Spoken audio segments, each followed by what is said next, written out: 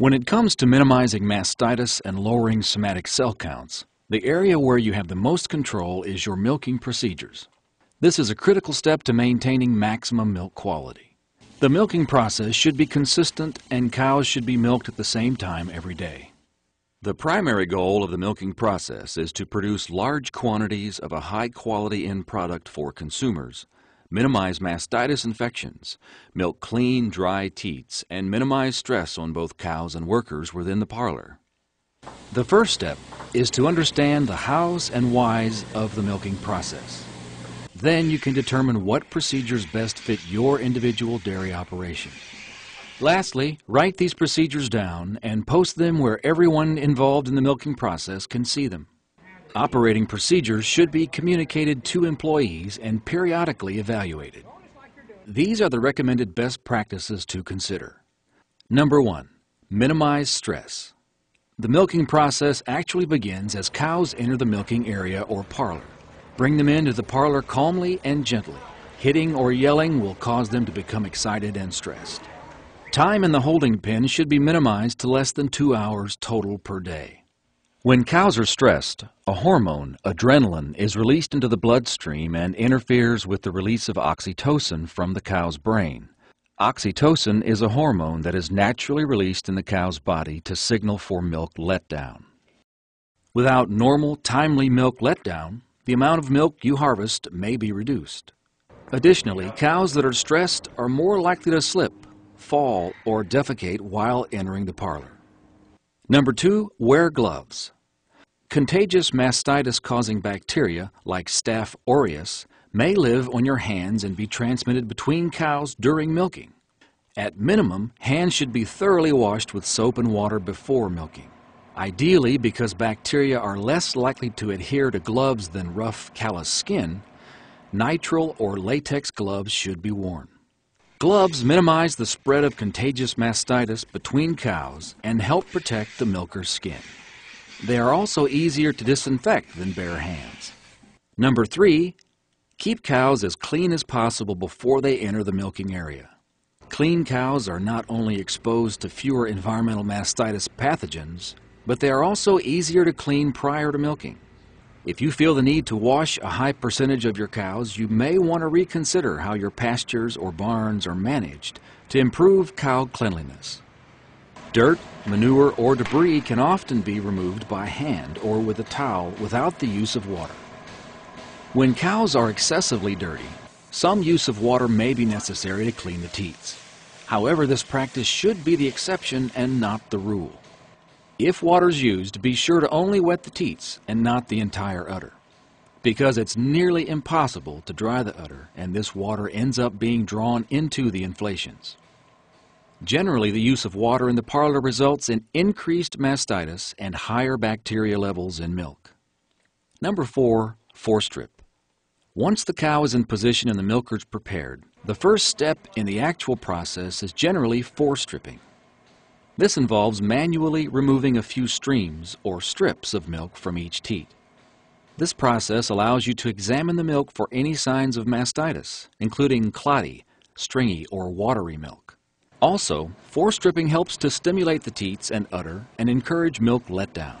Effective stimulation helps increase milk flow rate and reduce milking unit time. Ideally, forestripping is accomplished using a strip cup.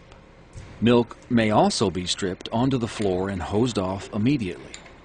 Milk should not be stripped into the hand or towel because this would encourage the spread of mastitis between teats and between cows.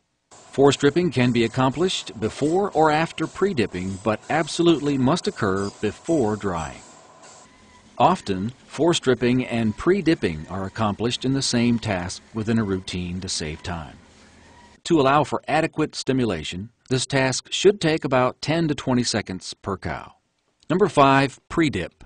Teats should be pre-dipped with a sanitizing solution. This eliminates bacteria on teat ends prior to milking and helps to control mastitis caused by environmental mastitis pathogens. When pre-dipping, at least 3/4 of the teat should be covered, with a goal of covering the entire teat. A non-return teat dip cup should be used to prevent contamination. The pre-dip should remain on the teats for at least 30 seconds before drying. Number 6. Dry. The teats should be thoroughly dried with a single-service absorbent cloth or paper towel. Never use the same towel on 2 cows. All debris, manure, and pre-dip residue on the teats should be removed while drying using a gentle twisting motion. During the drying process, particular emphasis should be placed on getting the teat ends clean and dry. If not adequately dried, water containing mastitis-causing bacteria may end up in the teat cups and expose the open teat ends to these bacteria. Ultimately, poorly dried teats result in increased incidence of mastitis. When using cloth towels, research has demonstrated that at least 2 of the following must occur during laundering: washing with detergent and sanitizer. 2. Using hot water above 140 degrees Fahrenheit. And number 3. Using a heated drying cycle. The 7th procedure is to timely attach the milking units. Oxytocin, which causes milk letdown, reaches peak levels at 60 seconds after stimulation. Therefore, milkers should be attached within 1 to 1.5 minutes after teat stimulation. The goal here is to coordinate milker attachment with milk letdown when milk flow is highest. Attaching too soon or too late can result in excessive milking time or reduced yield. Attach the milker without allowing excessive air into the milking system. Adjust the milking unit to hang squarely beneath the cow's udder and arrange it and the hoses to avoid any twisting. The milking units should be checked and adjusted to prevent liner slips throughout the process. When units are not aligned properly, too much milk will remain in the udder after milking, and teat cups may slip or squawk. When the teat cup liner slips, small droplets of milk may be forced back toward the end of the teat. If these droplets of milk contain mastitis-causing organisms, they may enter the udder and result in a new infection. Number 8. Milking units may be removed manually or with automatic takeoffs or detachers. With either process, avoid overmilking, which can increase the incidence of liner slips and lead to teat end damage. Adjust automatic takeoffs to ensure they do not stay on too long. Additionally, milkers should resist the temptation to override the automatic detachment by putting the milker back on. When teat cups are removed manually, be sure to shut the vacuum off before removal. Removing teat cups while under vacuum can lead to increased infections and tissue damage. The process of machine stripping or holding down on individual teat cups or milking clusters should be avoided. Properly stimulated cows milked with correctly functioning and attached units should not have excessive residual milk left in the udder. And number 9, post-dip. As soon as possible after the milking units are removed, teats should be dipped with a post-dip, demonstrated to be an effective germicide through independent research. As with pre-dipping, the goal should be to cover at least 3/4 of the teat. An effective post-dip kills organisms on teats, prevents organisms from colonizing in the teat canal, and reduces the rate of new infections from contagious mastitis pathogens. Teat dip cups should be kept clean. A non-return teat dip cup should be used to prevent teat dip contamination. Some dairy producers choose to spray teats rather than dip. While it is possible to adequately cover teats with a spray bottle, full coverage is often inadequate. A good way to test the effectiveness of post-dipping is to wrap a paper towel around the teat just after dipping.